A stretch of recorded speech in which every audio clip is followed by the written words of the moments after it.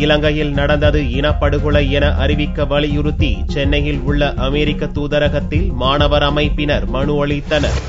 தமிழ் இளைஞர்கள் மற்றும் மாணவர் கூட்டமைப்பினர் புதனன்று சென்னையில் உள்ள அமெரிக்க தூதரகத்துக்கு சென்று மனு கொடுத்தனர். இலங்கையில் தமிழ் மக்களுக்கு நடந்தது இனப்படுகொலையே என ஜெனீவா மாநாட்டில் அமெரிக்கா அறிவிக்க வேண்டும் என ஏற்கனவே கோரிக்கை வைக்கப்பட்ட போதும் அது குறித்த எந்த அறிவிப்பும் இல்லாமல் அது ஒரு மனித உரிமை மீறல் என்ற அளவில் மட்டுமே அமெரிக்காவின் அறிக்கையில் இடம்பெற்றிருப்பதற்கு அந்த மனுவில் கண்டனம் தெரிவிக்கப்பட்டுள்ளது. வரும் 28ஆம் தேதி வரை நடைபெறும் இந்த மாநாட்டில் உரிய திருத்தம் செய்து இலங்கையில் நடந்தது இனப்படுகொலையே என்று அறிவிக்க வலியுறுத்தி இந்த கோரிக்கை மனு கொடுக்கப்பட்டுள்ளதாக மாணவர் அமைப்பினர் கூறினர். ஒரு இனத்துக்கு எதிரான ஒரு படுகொலை தான் இலங்கை செய்தது. இனம் ரீதியாக தான் அங்கே போர் நடந்தது.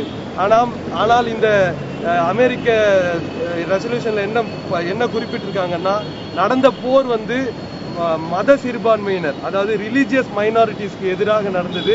தமிழர்கள் மதத்தால் வேறு மதத்தை சார்ந்தவர்கள் என்ற ஒரு காரணத்திற்காக போர் நடந்ததாக ஒரு தவறான பின்பத்தை இந்த இதில் ரெசல்யூஷனில் அமெரிக்கா கொண்டு வந்திருக்கிறது. இதை நாங்கள் வன்மையாக கண்டிக்கிறோம். 28ஆம் தேதிக்குள் தீர்மானத்தில் மாற்றம் கொண்டுவரப்படவில்லை என்றால் அமெரிக்க நாட்டு வர்த்தக வணிக நிறுவனங்களின் முன்னால் ஆர்ப்பாட்டம் நடத்தப்படும் எனவும் மாணவர் அமைப்பு தெரிவித்தனர்.